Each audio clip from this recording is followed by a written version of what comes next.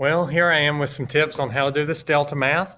On these, you're just evaluating logs. So when it says evaluate, you can expect a number answer. So remember, you're thinking my base is 5, so I'm 5 to some power should equal 25. So you think 5 to what power equals 25? And the answer in this case is 2. 5 squared is 25. We'll go ahead and try another one. On the next one, we're going to have a 2 to what power is 16. You might know that that's 4 off the top of your head. If so, this will be very quick for you. If you get stuck, you can always go over to Desmos and just try typing in log base 2 to 16. Remember, to get log, you have to pull up your functions menu, and then you have this for your log with a base. So log base 2 of 16. It gives you the answer. Hopefully that'll help you understand these. Okay, this one, a log base 8 of 1. You think 8 to what power is 1? You could evaluate in Desmos, but I hope you know that anything to the 0 power is 1. So your answer is 0 because 8 to the 0 power is 1. So just 0 for your answer. Okay, this one could do Desmos, might be a little tricky.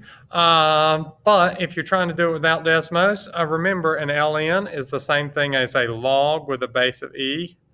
So I'm thinking e to some power, e to something is supposed to equal 1 over e. Well, if you remember that anything with a negative 1 gives you that 1 over e, that would be your answer. On this one, remember that a common log has an understood base of 10. So I'm basically saying 10 to some power, don't know what that power is supposed to equal the cube root of 10.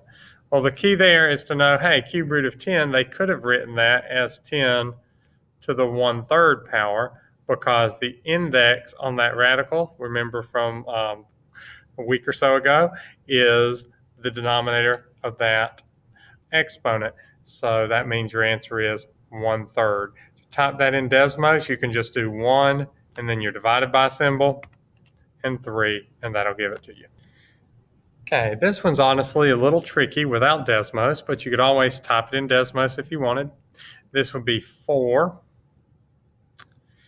to some power should be equal to all of that mess. The first thing I'm going to do is I'm going to say, well, that's the same thing as 256 to the 1/5 because this 5th root is the same as a exponent of 1/5. The index of the root becomes the denominator of the exponent. Now I say, well, 256, is there any way I could just write that with a base of 4? So if I start thinking of powers of 4, 4 squared is 16, 4 to the 3rd is 64.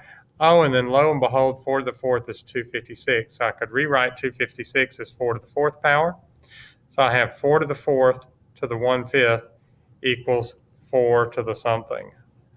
Well, simplifying this, when you have power to power, you multiply. So your answer should be 4/5 or 4 over 5.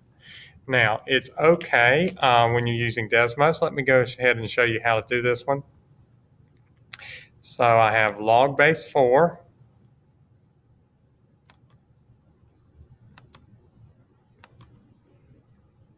So functions, put the log with a base, log base 4 of, and now it was a 5th root, so go back to functions, and also under miscellaneous, you see this nth root. That's what you're going to want to pick. So the 5th root of 256, and you notice it gives you a 0.8, and it even has the nice little button where you can make it a fraction and it takes care of it for you. So if you get stuck on all of those, Desmos is there to help. Hope this video helps you understand these.